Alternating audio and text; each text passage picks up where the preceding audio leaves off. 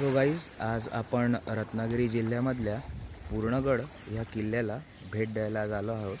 मुचकुंदी नदी जी आपण आता सध्या बघत आहात, मुचकुंदी नदी जी अरेबियन सीला मिळते समुद्राकडे, त्या एक्झॅक्ट लोकेशनवर हा किल्ला इथे आहे. अत्यंत सुंदर निसर्ग दृश्यासाठी हा परिसर जाणला जातो.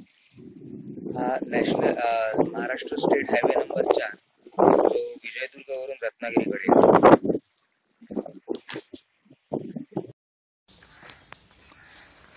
पूर्णगड गावातून किल्ल्यावर जायला अशा पायऱ्या आहेत बांधीव. छोटीशी चढण आहे.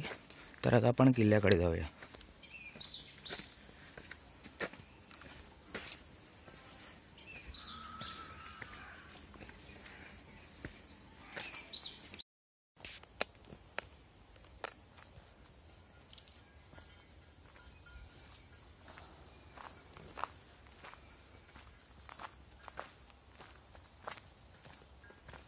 अशा रीतीने आज आपण आत्ता पूर्णगड किल्ल्याची घडीव तटबंदी बघत आहोत. आता तुम्हाला समोर दिसतोय तो किल्ल्याचा बुरुज आणि तोफ ठेवायची खिडकी दिसत आहे. भगवा ध्वज, इथे झेंडा डोलाने फडकताना मराठ्यांच्या अभिमानाचं प्रतीक.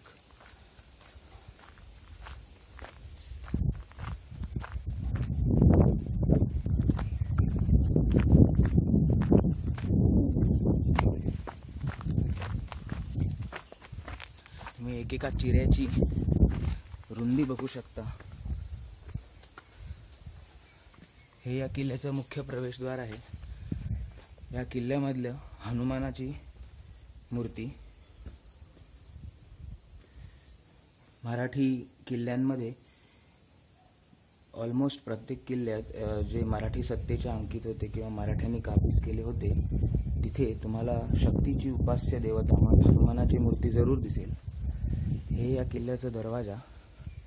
ही शिवाजी महाराजांच्या दुर्ग बांधणीची खासियत तुम्हाला दिसू शकते की इथून जे कोणी शत्रू येतात त्यांना डायरेक्ट तोफांचा मारा दरवाजावर करता येत नाही, कारण दरवाजा ह्या गोलाकार बुर्जाच्या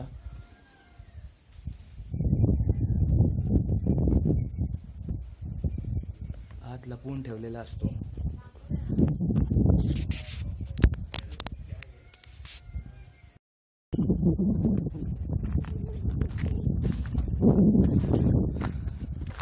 तुम्ही बघू शकता या किल्ल्याच्या रुंद भिंती आणि हा झेंडा.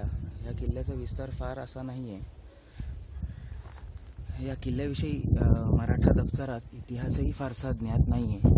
काही संशोधकांच्या म्हणण्याप्रमाणे हा शिवाजी महाराजांनी बांधलेला शेवटचा किल्ला म्हणून याचं नाव पूर्णगड. काही संशोधकांच्या म्हणण्यानुसार हा किल्ला पेशव्यांच्या काळात बांधण्यात आला.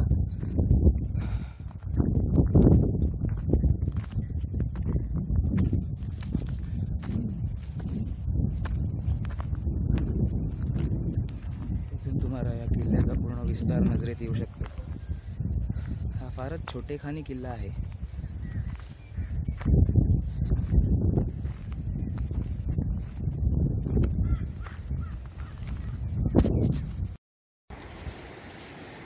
एक्झॅक्टली ह्याच जागी मुचकुंदी नदी अरबी समुद्राला मिळते. फारच विलोभनीय दृश्य.